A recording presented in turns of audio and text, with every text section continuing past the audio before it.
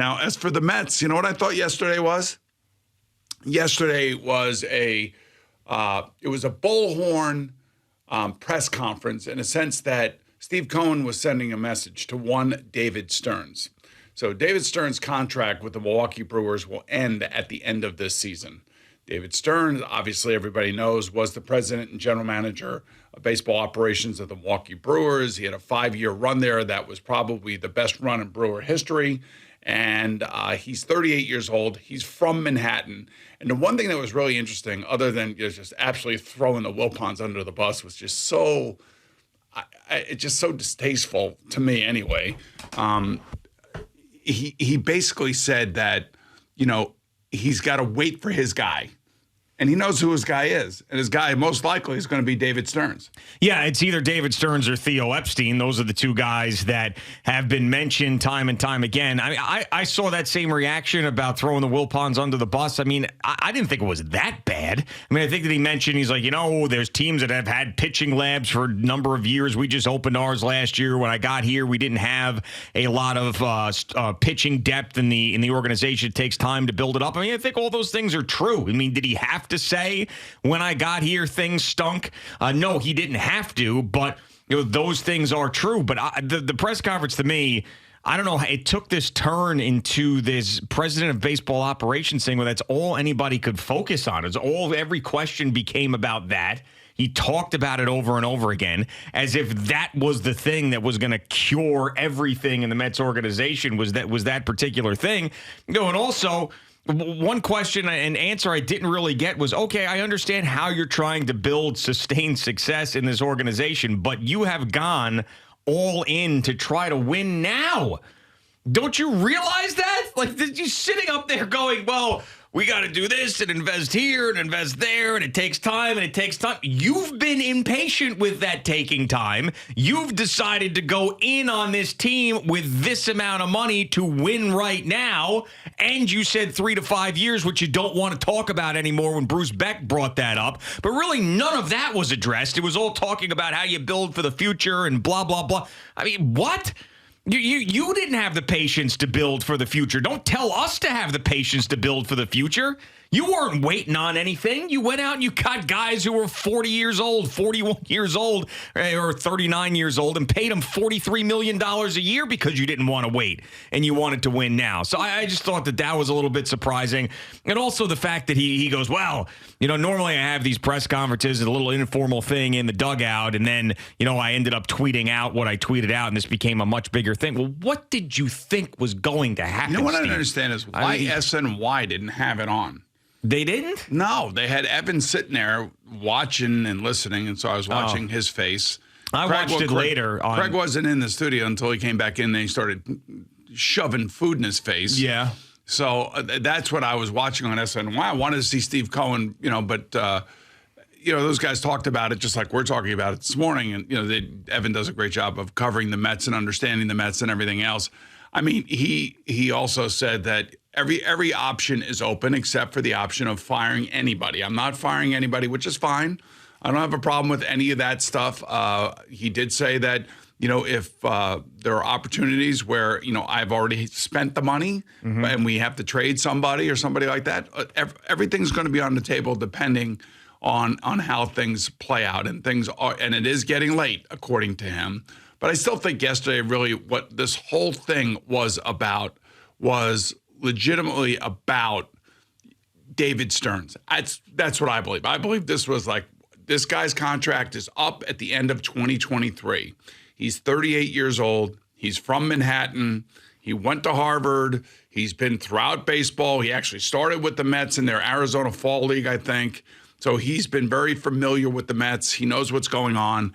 That's the target. I believe that the Milwaukee owner is probably not one of those owners that is all that much into Steve Cohen, if you know what I mean.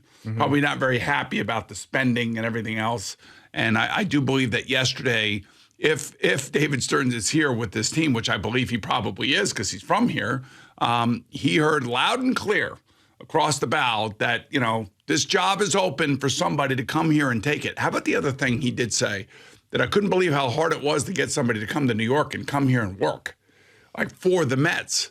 he basically was, again, shooting down the opportunity, or not shooting down the opportunity, but basically taking another shot at the Wilpons, saying that this was a terrible place to work. Nobody wanted to come and work here. No. I did not take it that way. I did. No. Why? Because the Wilpons weren't there anymore. So why would it matter if they took the job if the Wilpons were gone? It was new ownership.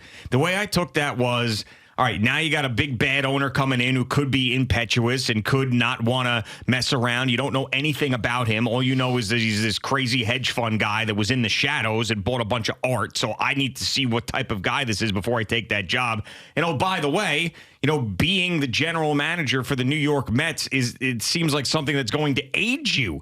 I mean, if I have a nice, comfortable job and I'm okay with where I'm at, I'll wait for a different opportunity as opposed to going over there. Let me see how the Steve Cohen regime is. I mean, I don't know. I did not think that he sat up there and basically said that the reason that they were in this situation was because of the Wilpons. I think some of the things it was hard to hire people to come and take this job. Yeah, but that had nothing to do with the Wilpons because they were gone already. Which you couldn't believe. Okay, but what does that have to do with the Wilpons? They were gone. Well, I mean, it's one thing if the Wilpons were still the owner and he said no one would come here with the previous ownership to work. He said when he was the owner, it was tough for people to come here, find people to work. Well, there's no connection to the Wilpons in that statement. Well, I mean, the Wilpons were the previous owners, but they were gone. So what does it matter? I'm not going to argue with you. Because you don't have a point. You can't.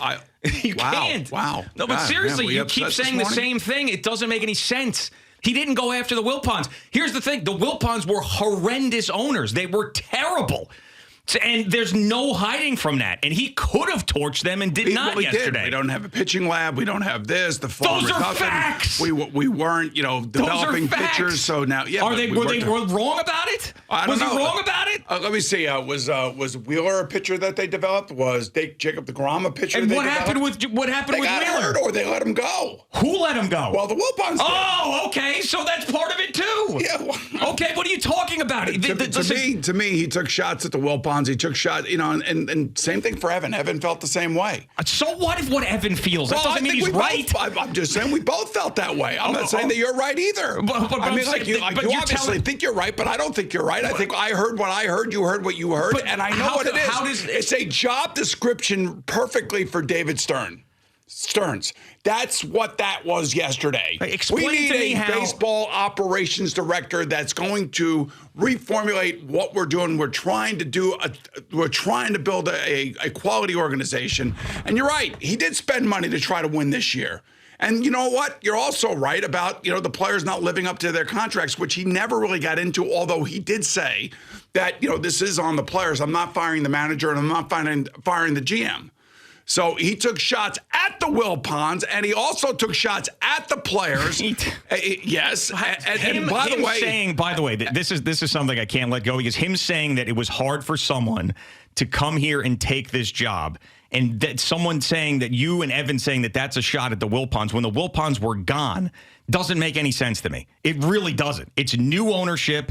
They got all the resources in the world. Steve Cohen has basically said that in order to get good people in here, you have to be patient, which is something that's told. There is no reason why anybody wouldn't take the job because the Wilpons were there and then gone, and Steve Cohen was in and say, I can't go work for that guy because the Wilpons were there before he got there. That doesn't make any sense. The Mets have a reputation, and basically is what he's alluding to. And, Sandy Alderson came here. Why? Because Major League Baseball made him come here to take a job. And then he also said, I was lucky enough because Billy Epro fell in my lap because he was fired from the Angels. Why did Major League Baseball appoint Sandy Alderson at that point? Because of the ownership and because of the Wilpons did such a terrible job. So we can sit here and say it, but if Steve Cohen goes up there and say the facts, then all of a sudden we criticize him for it? I don't understand. Well, these are facts. Well, really the bottom line is you started out right. You said you are all in this year. You spent money for this year. And instead of talking about really this year, he was talking about he needed a president of baseball operations and a CEO person. That was going to be his number one priority. Started asking questions about that over and over and over again. So that's why I'm telling you. To me, it was basically we're going to hire David Stearns. That's what I think. I wouldn't be surprised. I don't know when his contract is over. I guess it will be over when the season's over. I don't know if it goes all the way through December and then January 1st or in the middle of January we're going to a New Year's Day present or whatever, and it's going to be that he's going to come in and run the team. I think that there was, for a guy who's not used to talking publicly, you got a guy that's kind of like contradicting himself a little bit. But at the end of the day, I'm not going to argue over whether or not he's thrown trash into Wilpons. I believe he did in certain ways. I do believe that. And I also believe that Evan believes that. And to me, that's not the issue right now. The issue right now is your team, the amount of money you're spending on this team, and why this team is played so lackadaisical. That's the question that should have been answered. And he did say it's really on the players. I'm not firing the manager, and I'm not firing the general, manager. Now, listen, I saw it a different way. I think if he really wanted to trash Wilpons, he really could have. But this is what I can't figure out. Evan and all the other Met fans out there, if you want to keep going back to Evan's opinion on this, fine. But like every Met fan wanted the Wilpons out over and over and over again. Couldn't stand it. We were throwing parties when Steve Cohen became the owner because of what the Wilpons did to the organization. The Madoff situation became a joke, couldn't spend any money, bargain basement. Scott Boras said all this stuff. I mean, we were throwing parties with the thought of Steve Cohen becoming the owner, and then he did, and then he sits up there and details some of the insufficiencies of the organization, which are facts, and all of a sudden now that's a problem?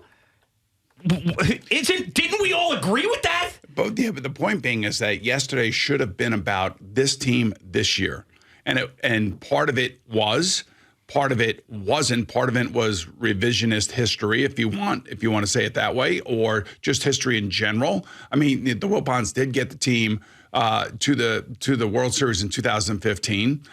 They did have Matt Harvey on the team. They did have Wheeler on the team. They did have DeGrom on the team. They were bringing young players up. They were developing pitchers, but now in the last 5 or 6 years, that has not been the case. I mean, I understand all that, but this is not about, to me, it shouldn't be about, we have a pitching lab finally, we're getting our organization, in the right place finally, and we need a CEO, president of operations. David Stearns, you're going to be here. So, I mean, at the end of the day, to me, it should have been about this team and what is going on with this team, and how do you feel about spending that kind of money on players that are not living up to their contracts? That's more the fault of the questions that were being asked, because the people that were sitting there answering or asking these questions were hung up on this baseball operations guy. I mean, they kept asking the questions about it. There was just a few in there about this team and the money and the regret and that stuff. That's what I thought this was going to be about. I mean, but the second that he said, I want to hire a president of baseball operations, every single question was about that. Even Andy Martino said, you're looking for a regular president and the president of baseball operations? And what type of person are you looking for? And what type of this? And one person said, are you looking for somebody with experience? What? I mean, this is the problem. And we're sitting here criticizing what he's saying. He's just answering the stupid questions. I mean, really. I mean, what I saw yesterday, there was nothing that he was going to say this is another thing that drove me nuts about this yesterday. Every single person going into this thing said there's nothing that Steve Cohen's going to say that's going to make a difference. But because everybody is pissed off about the Mets, once he started talking, then everybody had a problem with what he said. There was nothing he could say, good or bad, that was going to make a difference in how a Met fan felt about this season or the future. And quite frankly, he was telling the truth, which is it's on the players. It takes time to build up an organization. Nobody expected this to happen. And I'm not someone who's going to be impetuous and start firing everybody. And I can't pitch and I can't hit, which is really basically the truth. All of that is the truth. And the problem is that the truth doesn't really fall to the Met fan in a way that's acceptable, because we're all sickened by the fact that the team stinks. But that is the truth. It's been a massive failure, and the organization is still building itself up. And you have to, if you want to trust him and his hires, you can. And if you don't, you can't. But really, the fact are that the Mets are in a bad place in the organization. And hopefully some of these changes and these investments that he's making that aren't in guys like Max Scherzer, Francisco Lindor, and Justin Verlander are paying off behind the scenes, the stuff that he said the fans don't see. which is one thing I actually did not like. Like, then show us. I mean, why are you hiding the good stuff from us? Well, because the good stuff is the minutia of the organization, which is fine, which is, and a big part of that organization is somebody who's going to be running it like a David Stearns. That's why I think yesterday was, hey, the job is open. We need a guy. We know who that guy. And I think the Theo Epstein thing, I don't necessarily know that's a real thing, but I would think that the David Stearns thing is. The other thing, he did say that he would eat money because he felt like the money has been already spent. Like, I've already spent money, I've already lost money. And if I have to make a move, and we'll make a move, and it makes sense for us to bolster our farm system, use the word farm system, by the way, I would do that. So I think from a Mets fan perspective, when you hear an owner say that he would spend money in that regard, I think that probably makes you feel pretty good, as opposed to, basically saying these guys are staying here no matter what, because you know what, I'm paying them to play here.